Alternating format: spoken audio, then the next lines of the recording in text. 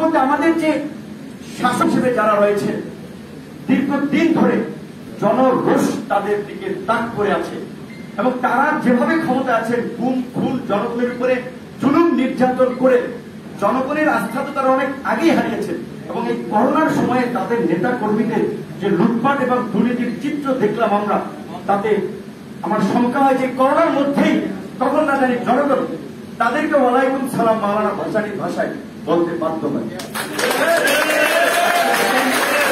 সামরিক শাসক জেনারেল মোহাম্মদ এরশাদ যখন বিএনপির সাথে জোট করলো, আওয়ামী লীগ বলেছিল যে বিএনপি স্বৈরাচার, তাদের সাথে মিলে এরশাদ আর এক স্বৈরাচার মিলে তারা মহাস্বৈরাচারে পরিণত হবে। তখন আওয়ামী লীগের জন্য এটা জায়েজ ছিল, বিএনপির জন্য হারাম ছিল।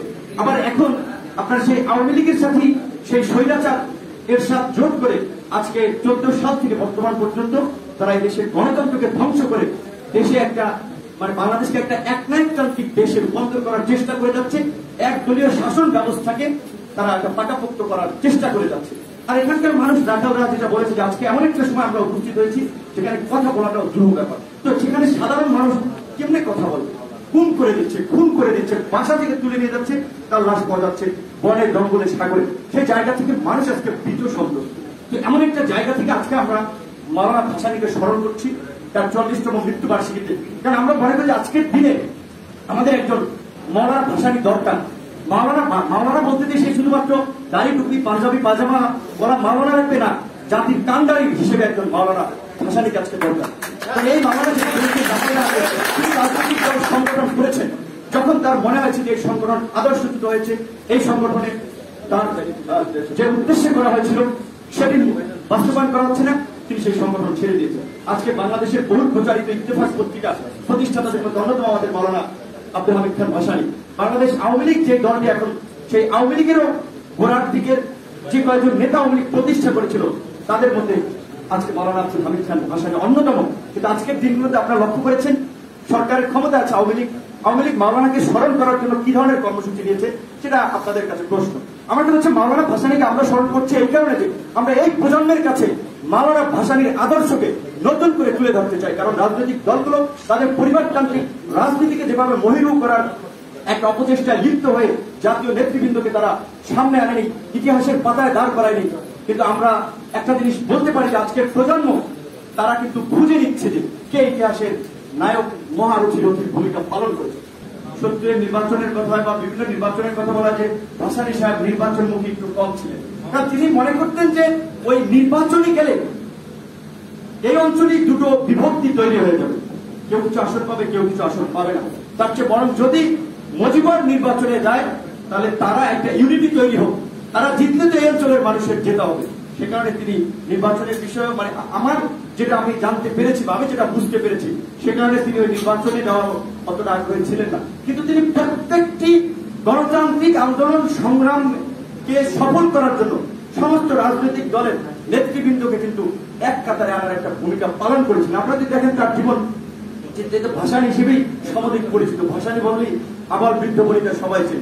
এই ভাসানীর আপনার কোথায় ভাষাঞ্চলে যখন তিনি কৃষকদের অধিকার আদায় সংগঠিত করেছিলেন, বিভিন্ন প্রান্ত ঘুরে ঘুরে কৃষকদের নিয়ে সম্মেলন করেছিলেন, সেই কৃষকদের আস্থা ভদ্রের একজন বন্ধু হিসেবে পরিচিত পাওয়ার পর সেই ভাষাঞ্চল থেকে তার নামের পরে ভাসানী যুক্ত হয়।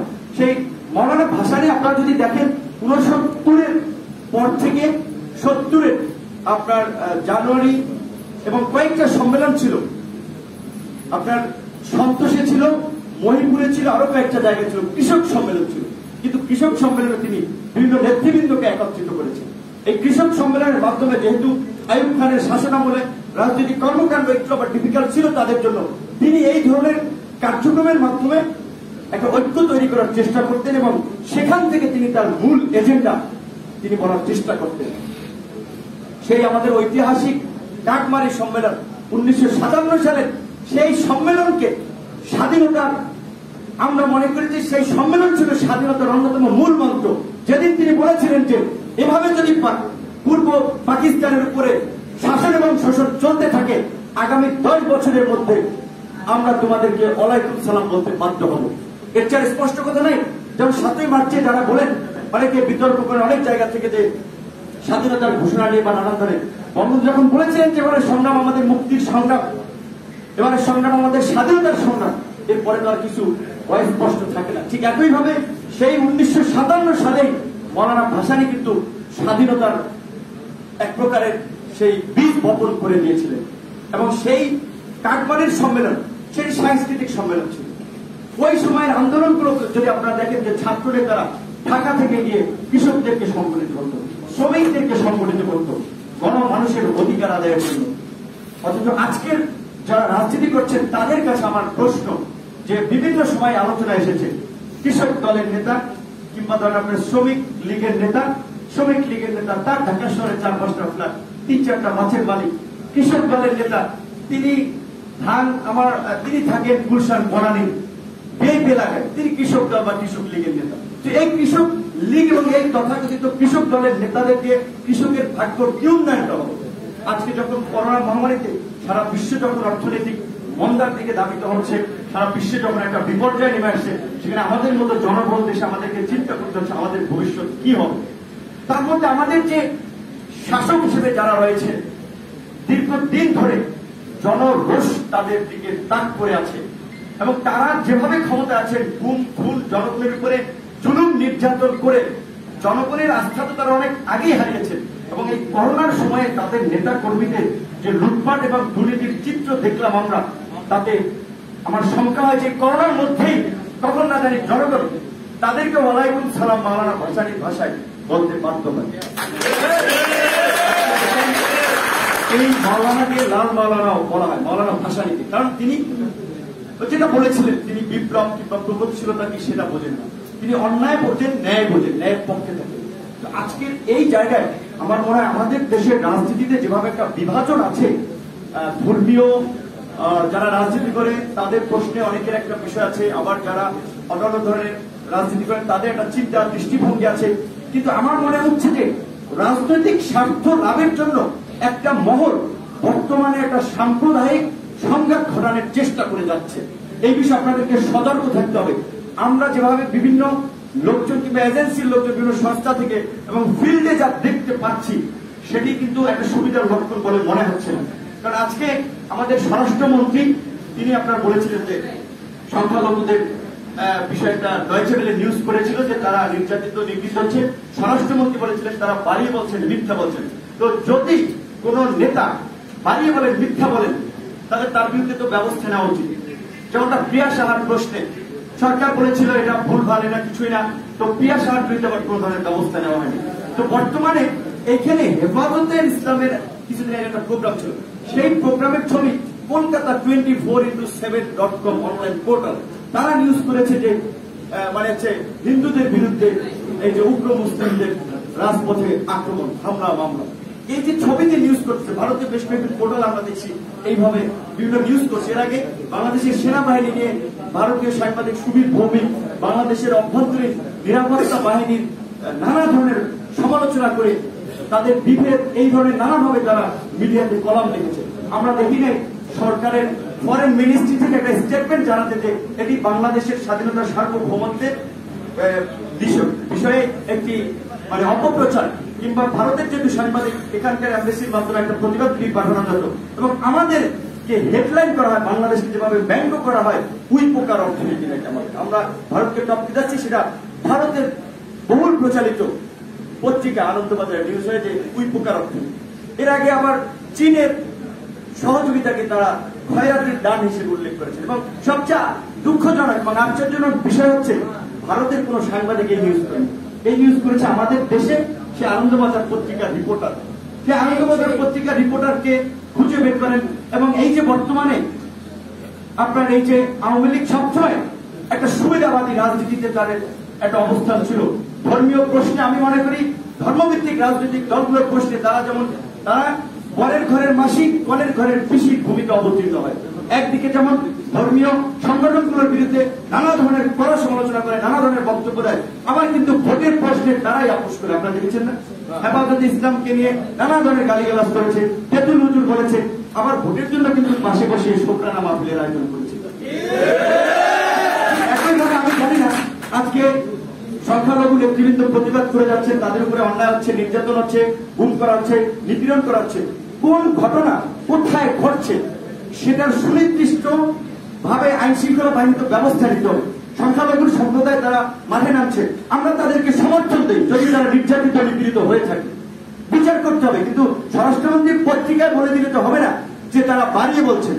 যদি তারা বাড়িয়ে বলে তাদের বিরুদ্ধে ব্যবস্থা নিন, আর যদি তারা ভুক্তভোগী হয় তাহলে তাদের বিরুদ্ধে ব্যবস্থা নিন। এবং আমরা দেখছি এখানকার আন্দোলনটা ভারতে হচ্ছে, আমেরিকাতে হচ্ছে, বিভিন্ন জায়গায় বিভিন্ন আন্তর্জাতিক সংস্থাগুলোর মাধ্যমে পুশ করা হচ্ছে। এটি একটা গভীর ষড়যন্ত্র। এখানে জাতীয় রাজনৈতিক নেতৃবৃন্দ আছেন, তাদেরকে বলছি যে বাংলাদেশে অসাম্প্রদায়িক চেতনা রক্ষা করার জন্য অবশ্যই আমাদেরকে সকলের সাথে আলোচনা করতে হবে। আমাদের মুক্তিযুদ্ধের স্পিডটাকে সামনে আনতে হবে, যেটি তারা বিকৃত করেছে যারা ক্ষমতায় ছিল। এবং মাওলানা ভাসানীর প্রশ্নে আমি মনে করি যে আজকে আওয়ামী লীগ, বিএনপি, বাম সংগঠন, ডান সংগঠন কারো বোধহয় আসলে শ্রদ্ধার কোনো ঘাটতি নেই। অথচ আমার একটা দুঃখ, আপনারা এখন গুগলে সার্চ দেন, ইউটিউবে সার্চ দেন, অনেক জাতীয় নেতৃবৃন্দ, দলীয় নেতৃবৃন্দ হাজার হাজার ডকুমেন্ট পাবেন। মাওলানা ভাসানীর নামে একটা সোফিস্টিকেটেড একটা সুন্দর ডকুমেন্ট পেলাম না। খুব দুঃখ। পত্রিকার দুদিনটা কলম পেয়েছিলাম, একটু সার্চ দিয়েছিলাম, তাকে ওইভাবে সামনে আনা হয়নি। কারণ হয়তো কোন কোন দল ভেবেছিল যে মাওলানা ভাসানীকে সামনে আনলে তাদের নেতারা হয়তো পিছনে পড়ে যেতে পারে। এই সংকীর্ণতা যদি আমাদের রাজনীতি থেকে যতদিন দূর না হবে, ততদিন এই দেশে সাম্য রাজনীতি প্রতিষ্ঠা হবে না, ততদিন এই দেশে গণতন্ত্রের রাজনীতি প্রতিষ্ঠা হবে না। এবং আমরা স্পষ্ট ভাষায় এখানে জাতীয় নেতৃত্ব আমরা বলি, রাজনীতিতে নেতা থাকবেন, কিন্তু রাজনৈতিক দলগুলোকে পরিবারতন্ত্র থেকে মুক্ত করতে হবে। পরিবারতান্ত্রিক রাজনীতি দিয়ে দেশের গণতন্ত্র হবে না, সোচ্চার হতে হবে। এবং আজকের যে আশঙ্কার কথাটা আমরা বলছি, আমাদের আইন শৃঙ্খলা বাহিনী, র্যাবকে নিয়ে আমেরিকার সিনেটররা আপনার চিঠি লিখেছে, আন্তর্জাতিক কমিটির সিনেটররা পররাষ্ট্রমন্ত্রীকে, অর্থমন্ত্রীকে চিঠি দিয়েছে যে র্যাব গুম খুনের সাথে জড়িত তাদের বিরুদ্ধে পদক্ষেপ নেওয়ার জন্য। অস্ট্রেলিয়ার সিনেটে, অস্ট্রেলিয়ার পার্লামেন্টের সিনেটে আলোচনা করে এখানকার র্যাবের গুম খুন দিয়ে। এই র্যাবে কারা? র্যাবে হচ্ছে আমাদের পুলিশ বাহিনী আছে, সেনাবাহিনী আছে, বিভিন্ন বাহিনী বা বিভিন্ন সংস্থার চৌকস অফিসাররা কিন্তু র্যাবে রয়েছে। একটা জিনিস চিন্তা করেন, তাদের বিরুদ্ধে যদি কোনোভাবে একটা আপনার অবরোধ কিংবা একটা ব্যবস্থা নেওয়া হয়, তখন বাংলাদেশের আলটিমেটলি তো আইন শৃঙ্খলা বাহিনী বা নিরাপত্তার জন্য এটা একটা অ্যালার্মিং বিষয়। এবং শান্তিরক্ষী মিশনে আমাদের সেনাবাহিনী কাজ করে, গর্বের সাথে কাজ করে যাচ্ছে, সেখানে কিন্তু তাদের বিরুদ্ধে একটা কালিমা লেপন করা হবে। তো এই র্যাবকে, পুলিশকে কারা আজকে গুম খুনের একটি বাহিনীতে পরিণত করেছে? আপনি বলবেন যে গুম খুন করেছে, কোথায় প্রমাণ নাই? অসংখ্য প্রমাণ গণমাধ্যমে প্রতিদিন আসছে। দেশে কি হচ্ছে? এই যে রাষ্ট্রচিত্র একজন বসে আছে, রাষ্ট্রচিত্রের সদস্য, র্যাব তাকে তুলে নিয়ে গেছিল। কি জন্য তুলে নিয়ে গেছিল? তিনি রাষ্ট্রবিরোধী ষড়যন্ত্র করছেন। পরে কি তথ্য পাওয়া গেল? কিছুই না, কোনো কিচ্ছু নেই। একজন ব্যবসায়ীকে তুলে নিয়ে যাচ্ছে, কারণ আছে তিনি ফেসবুকে একটা স্ট্যাটাস দিয়েছেন, 2-4 লাখ লিখেছেন। এই যে দমন পীড়ন আইন করে যারা জনগণের কণ্ঠকে রুদ্ধ করে, তারা তাদের একদলীয় শাসন ব্যবস্থাকে আজকে দীর্ঘায়িত করার চেষ্টা করে যাচ্ছে। সেখানে আমাদের জাতীয় নেতৃবৃন্দের প্রতি আমাদের আহ্বান থাকবে যে আমরা ছাত্র, যুবক, তরুণরা আমরা এই দেশের এখন কাঙ্ক্ষিত পরিবর্তন চাই, যেটা রাখালরা তার কথা বলেছে, দিস ইজ আওয়ার পয়েন্ট। আমরা রাষ্ট্র সংস্কার চাই, সংবিধান সংস্কার চাই, আইনের মাধ্যমে জনগণের উপরে দমন পীড়ন করা হয়, সংসদের মাধ্যমে জনগণের বিরুদ্ধে আইন প্রণয়ন করা হয়। সুতরাং কার্যকর সংসদ তৈরি করতে হবে। সেজন্য আজকে সাংবিধানিক সংস্কার দরকার, আইনের সংস্কার দরকার। এবং এই দেশকে বিনির্মাণ করার জন্য মাওলানা ভাসানীর মতো জাতীয় নেতৃত্ব দরকার। নির্বাচনের কথা যারা বলেন, নির্বাচনের মাধ্যমে এই সরকারকে পরিবর্তন করা যাবে না। যদি আপনি ভোট দেন, আপনার ভোট কাউন্ট হবে না, মেশিনের মধ্যে সেটা সেভ করা আছে। এবং এই যে অথর্ব, একজন অথর্ব নির্বাচন কমিশনার, আমি লজ্জিত যে আমার এলাকায় ভেবে লজ্জিত যে আমেরিকার কি একটা বেকুবের মতো কথা, যেটা বলতে গেলে তিনি একজন মুক্তিযোদ্ধা, আমি তাকে স্যালুট করি, সেজন্য তিনি মুক্তিযুদ্ধ সংগ্রাম করেছেন। একইভাবে আমি তাকে ঘৃণা করি যে তিনি বাংলাদেশের নির্বাচনী ব্যবস্থার ধ্বংসের একজন অন্যতম কারিগর। তিনি বলেন কিভাবে যে আমেরিকাতে ভোট গণনা করতে 4-5 দিন লাগে, আমরা 10-12 দিন। বিশ্বকে নেতৃত্ব দিচ্ছে আমেরিকা, তাদের টেকনোলজি আছে, বাসায় বসে মানুষ ভোট দেয়, আর এখানে ভোট দেয় সেটা গণনা হয় না। আর তিনি একটা বেকুবের মতো সাজেশন দিচ্ছেন যে আমেরিকা আমাদের কাছে শিখতে পারে। শিখতে পারে কি? সেটা আপনার মুহূর্তে আমরা দেখেছি যখন একবার পত্রিকায় বলেছিলেন জিয়াউর রহমানকে বিএনপির প্রতিনিধি দলের সাথে দেখা করে যে আপনার বহুদলীয় গণতন্ত্রের প্রবক্তা, যখন আবার আপনাকে সিগন্যাল দেওয়া হয়েছে যে প্রধান বিচারপতির অবস্থা লক্ষ্য করুন, বেশি কথা বলবেন না, তখন আপনার চুপসে গেছেন। কাজী আমরা আজকের এই প্রজন্মকে বলবো, এখন আমরা মার খাচ্ছি, রাস্তায় দাঁড়িয়ে পুলিশের টিয়ারশেল খাচ্ছি, তখনও গুলি চলছে, কিন্তু আপনারা যদি ইতিহাস পর্যালোচনা করেন, যখন এই জাতি কিংবা দেশ এরকম সংকটে পতিত হয়েছে, সংগ্রাম ছাড়া, ত্যাগ ছাড়া সেই সমাজে কিংবা সেই জাতির পরিবর্তন হয়নি। আজকে আমরা সেই সংগ্রামের মাধ্যমে, ত্যাগের মাধ্যমে এই জাতিকে মুক্ত করার জন্য তৈরি হচ্ছি। সারা বাংলাদেশের ছাত্র যুবক তরুণদেরকে বলবো, আপনারাও তৈরি হন। এখানে মাটা ভাইরা, সাইফুল্লাহ ভাইরা রাজপথে মিছিল মিটিং সংগ্রাম করে তারা কিন্তু করতে পারবে, তারা আপনাদেরকে দিক নির্দেশনা দিতে পারবে, আপনার পাশে থাকতে পারবে। ছাত্র যুবকদের মধ্যে জাগরণ ঘটাতে হবে,